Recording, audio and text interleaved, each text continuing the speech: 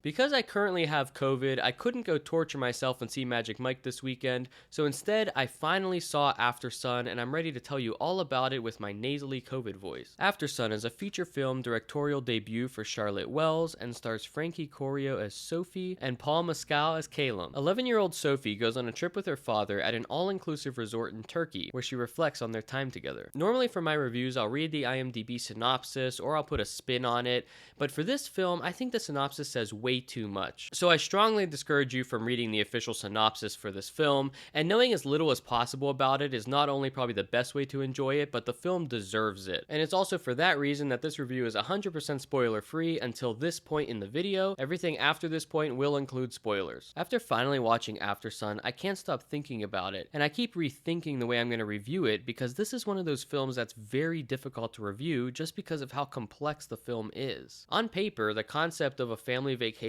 at an all-inclusive resort next to a cheap hotel doesn't really sound like much of a hook, but that couldn't be less true in the case of Aftersun. This vacation is primarily viewed from the perspective of Sophie, played by Frankie Corio. Just like any 11-year-old child, she's enjoying her vacation with her dad, but she knows something isn't right. Despite being in a resort full of happy people, activities, and beautiful sights, the film gives us a feeling of dread, loneliness, isolation, and sadness. That perspective and emotion is delivered through an extremely clever use of meticulously crafted shots that show so much while saying so little. Charlotte Wells even utilizes some classic horror tropes to trigger a feeling of uneasiness, and although nothing horrifying ever comes, it didn't feel hollow, it just felt emotional. Sophie's father, Calum, played by Paul Mescal, is clearly enjoying his vacation with his daughter, but we never get a full picture of him, both figuratively and literally. He's frequently partially out of frame, or being very guarded in how he answers Sophie's questions. There's just an aura about him that gives us a feeling that something isn't quite right,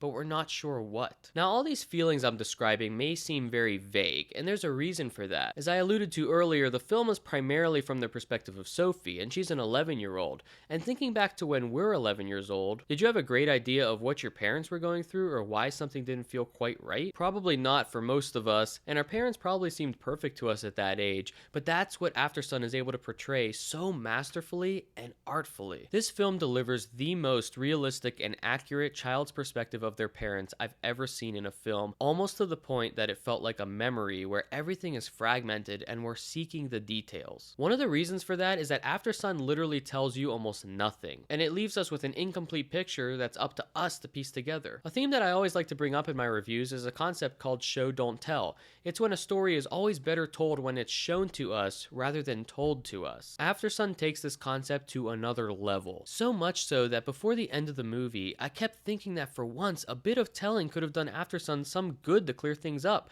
because it was frustrating at times. But after the film, I realized I had loved it, but I was just left with more questions than answers, which was frustrating at first. Throughout the movie, I even found myself turning to my fiance and asking, what exactly is going on here? When are they going to give us some clues? I felt that way all the way up to the end of the film, at which point it all started to make sense. This is a movie that lingers, it sticks with you, and it slowly reveals itself to you as you reflect on it. And since watching it, Aftersun in my head has only gotten better and better. Now, none of this would be possible without solid performances. Frankie Corio and Paul Mescal both delivered probably the most natural feeling, real performances I have ever seen. They both feel like two real people who have a super relatable and realistic father-daughter relationship. The way they interact is so effortless and genuine that they solidify everything the film's trying to do. Portions of the film are shown to us using an early 2000s camcorder, home video style, and it gave me the feeling like I was watching a real family's memories of a family vacation. And there's no big money shot, there's nothing major that happens,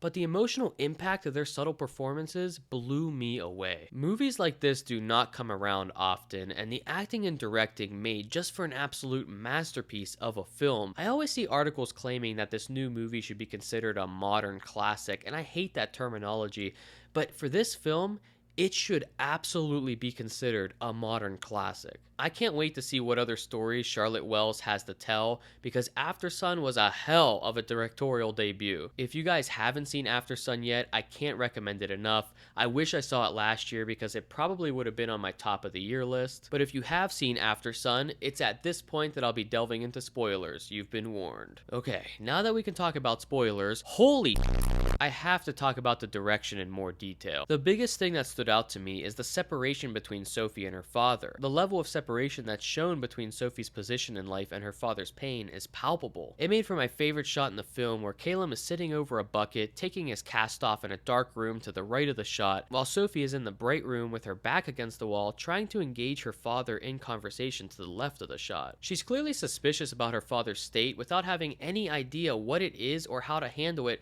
or if there's even an issue there at all. It also shows just how much her father's trying to hold it together for her. Not only was it beautifully shot, but in so many ways, I think it accurately depicts a child's innocent curiosity. We can see this in numerous scenes where Sophie is probing Calum with a mixture of statements and questions about his relationship with her mom. Another scene that just stuck in my brain is that long wide shot of the beach at night when Calum is walking into the water. When I mentioned the horror tropes that the director utilizes earlier, this is the scene I was picturing. We hear the soundtrack fade out and the waves get louder and louder. It's a subtle way to tell us that something is definitely wrong, and Calum is in a very dark place, but it didn't even need to say anything. Another example of some masterful directing is how some scenes are so hyper-focused on Sophie and Calum to the point that they're in a busy resort, but it feels like no one else is even in there. Or other scenes are filmed so far away from them and you can still hear what they're saying, but they're so far away that you feel a disconnection from them. It's almost like we're in Sophie's head, since people don't typically remember the random people around them on vacation, and sometimes our memories do feel distant, almost like you remember the feeling of a memory without any of the specifics. And then the film comes full circle and makes it clear that current day Sophie, which is I think like 20 years later, is trying to look back and understand who her father was. And we only know that because of one scene where we see Sophie playing those home videos back. There's something about the simplicity of that and the lack of information that makes it even more beautiful. The only other time we see her in the current day is in these nightclub sequences that were really confusing at first. The only interpretation of those scenes that seemed to make any sense to me